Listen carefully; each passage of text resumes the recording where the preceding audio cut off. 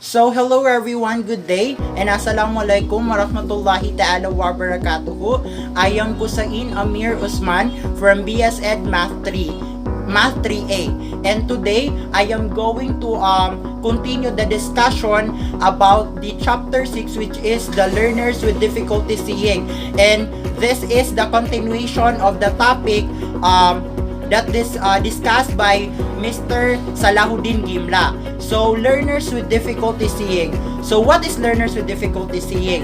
The individuals with disabilities Education Act, or the idea, defines that the visual impairments in vision that even the correction adversely affects a child educational performances. So, in other hand, that the learner students with visual impairments are infants, toddlers, children, and youths who experiences impairment of the visual system that impact their ability to learn. Functionally blind, students can use limited vision for functional tasks but need their tactile and auditory channels for learning. So now, let us proceed for the main topic of this chapter, which is the learners with difficulty seeing. So in general educational adoption, modification in teaching is needed to accommodate students with difficulty seeing. The following strategies may be considered. So these are the strategies that a teacher must be considered. So number one, if the use of books is part of your lesson, students with difficulty seeing should be informed ahead of time so that they can be ordered in braille or in an audio recorded format.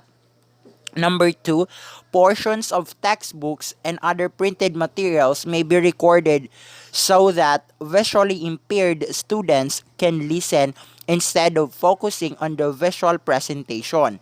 In number three, all words written on the board should be read clearly.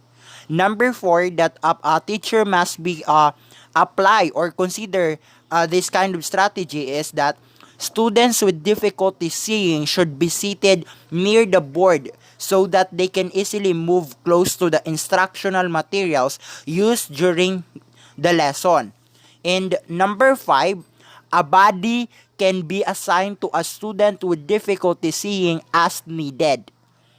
This can be crucial to assist in the mobility of the students, such as going to the other places in school or during that day. Number six, that the teacher must be considered. This strategy is that students with difficulty seeing might need more time to complete a task or homework. This might be on a case-to-case basis. Number seven, teachers should be aware of terminology that would require visual activity, such as over there or like this one, which the impaired students may not possess. The last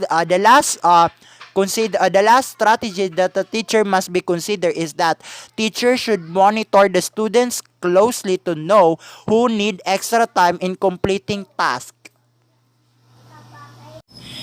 As you watch children grow and learn, it quickly becomes obvious that each child has their own way of learning and interacting with the world around them. One child may spend hours curled up with the book, while other any excuse to go outside. One child begs to go to the museum, while another can stop pulling objects apart to discover how they work together.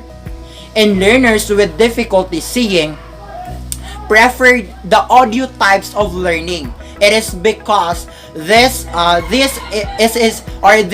easily get the topic that a teacher teach to them. This is the best way for them to come up the lessons.